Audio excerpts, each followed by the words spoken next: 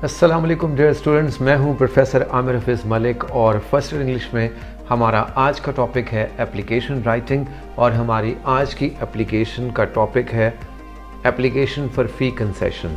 सो आपने अपने कॉलेज के प्रिंसिपल को दरख्वास्त लिखनी है और उसमें फ़ीस में रियायत की दरख्वास्त आपने करनी है।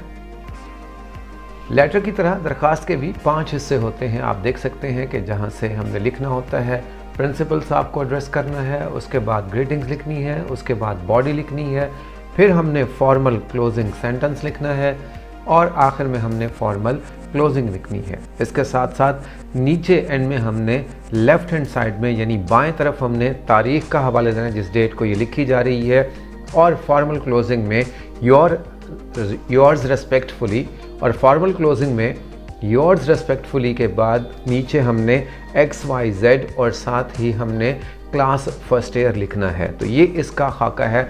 सबसे पहले आप इसके स्केच को समझ लें, इसकी आउटलाइन को समझ लें और फिर हमने मुसलसल ये करना होगा कि जो एप्लीकेशन का टॉपिक हमें बोर्ड के इम्तिहान में लिखने के लिए दिया जाएगा उसके मुताबिक हम मवाद लिखेंगे।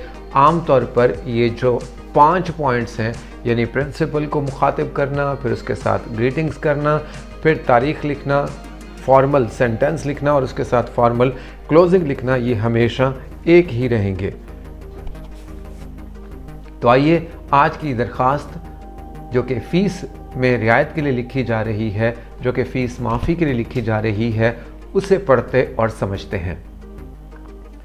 द प्रिंसिपल, पंक्चुएशन पढ़ते हैं। द का टी कैपिटल बड़ा लिखेंगे और प्रिंसिपल का पी बड़ा लिखेंगे, और ख़ास तौर पर प्रिंसिपल के स्पेलिंग में आपने बहुत एहतियात करनी है क्योंकि हमारे पेयर ऑफ वर्ड्स में भी प्रिंसिपल उसूल के लिए भी इस्तेमाल होता है और प्रिंसिपल सरबराह इदारा के लिए भी इस्तेमाल होता है। तो प्रिंसिपल यहाँ AL के साथ लिखना है, LE के साथ नहीं लिखना। फिर इसके फ़ौरन बाद आपने कॉमा लिखना है, उसके नीचे सिर्फ गवर्नमेंट कॉलेज लिखना है। आप चाहें तो लफ्ज़ पूरा गवर्नमेंट लिख दें सही स्पेलिंग के साथ, जिसका G आप बड़ा लिखेंगे और उसके बाद आपने कॉलेज लिखना है। अगर आप इख्तिसार में गवर्नमेंट यानी GOVT लिख रहे हैं तो G बड़ा लिखकर कैपिटल लिखकर उसके बाद VT की T के बाद आप फुल स्टॉप लगाएंगे, कॉलेज का C फिर बड़ा लिखेंगे और उसके साथ आप फिर कॉमा लगा देंगे नीचे। क्योंकि हमने शहर का नाम राज में रखना होता है, नहीं बताना होता, इसलिए हम कैपिटल ABC लिखेंगे और तीनों के बाद हम फुल स्टॉप का इस्तेमाल करेंगे। उसके बाद आपने इन दोनों में से ग्रीटिंग में एक इस्तेमाल करना है। अगर आपके कॉलेज के प्रिंसिपल मेल हैं, मर्द हैं, तो आपने सर लिखना है, और अगर फीमेल हैं, खातून हैं, तो फिर आपने सिर्फ मैडम लिखना है। रेस्पेक्टेड सर, रेस्पेक्टेड मैडम, दोनों में से एक लिखना है। और सर के लफ्ज़ के बाद या मैडम का लफ्ज़ अगर आप लिख रहे हैं तो उसके बाद आपने कॉमा ज़रूर लिखना है। सर का S कैपिटल लिखेंगे और लफ्ज़ मैडम का आप M कैपिटल लिखेंगे। इसी तरह से रेस्पेक्टेड का भी R आप बड़ा लिखेंगे। इब्तदा में ये जुमले अच्छी तरह से याद कर लीजिए क्योंकि तकरीबन हर दरख्वास्त के शुरू में आप ये 3 फ़िक्रे ज़रूर लिखेंगे और इस तरह से जो है आप अपने दरख्वास्त को बआसानी याद कर सकते हैं। आई बेग टू से, मुअद्दबाना गुजारिश है that I am a student of first year general science group at your college, कि मैं आपके कॉलेज में फर्स्ट ईयर में यानी साल अव्वल में जनरल साइंस ग्रुप का तालिब इल्म हूँ। My roll number is 522। यहाँ आपने एहतियात करनी है कि जो आपके बोर्ड के इम्तिहान में आपको रोल नंबर दिया जाएगा आपने वो लिखना है। यहाँ सिर्फ यादाश्त के लिए हम रोल नंबर लिख रहे हैं। तो अगर आप बोर्ड के पेपर में ये दरख्वास्त लिख रहे हैं तो आप रोल नंबर वही लिखेंगे जो बोर्ड की तरफ से आपको दिया गया है। कॉलेज का असल रोल नंबर नहीं लिखेंगे। मेरा कॉलेज का रोल नंबर 522 है, या जो भी बोर्ड का रोल नंबर होगा वो आप लिख देंगे। आई कुड नॉट पे माई कॉलेज फ़ी, मैं अपने कॉलेज की फ़ीस अदा नहीं कर सका या नहीं कर सकी। My name has been struck off the roll, मेरा नाम कॉलेज से खारिज हो गया है। सो गोया फ़ीस ना अदा करने की वजह से मेरा नाम कॉलेज से खारिज हो गया है।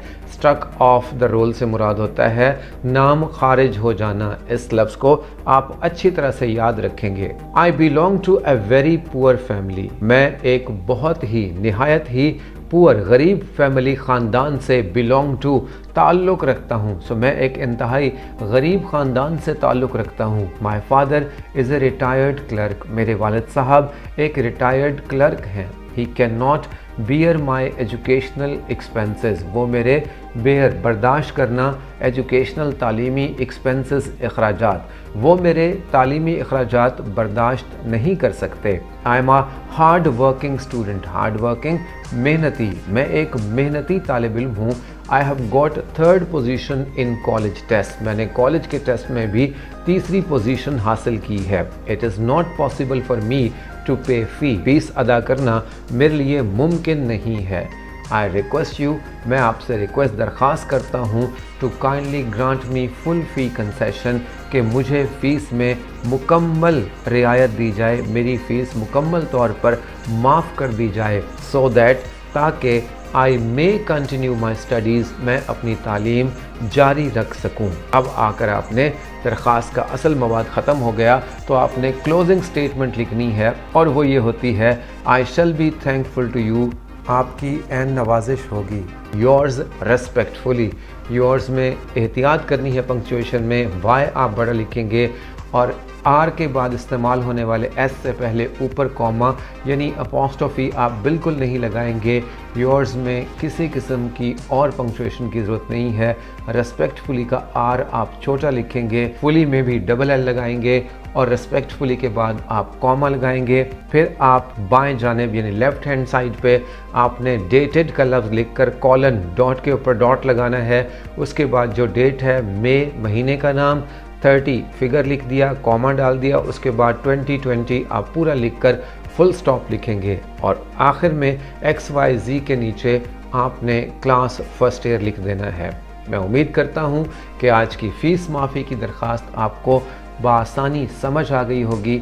आप इसे याद भी कर सकते हैं और प्रैक्टिस के लिए आप इसे बार बार लिख कर याद करेंगे तो आपको ये दरख्वास्त कभी नहीं भूलेगी। फर्स्ट ईयर इंग्लिश की बेहतरीन तैयारी और शानदार रिज़ल्ट के लिए हमारी किताब smart first English by professor Aamir Hafeez Malik से तैयारी कीजिए। बहुत शुक्रिया।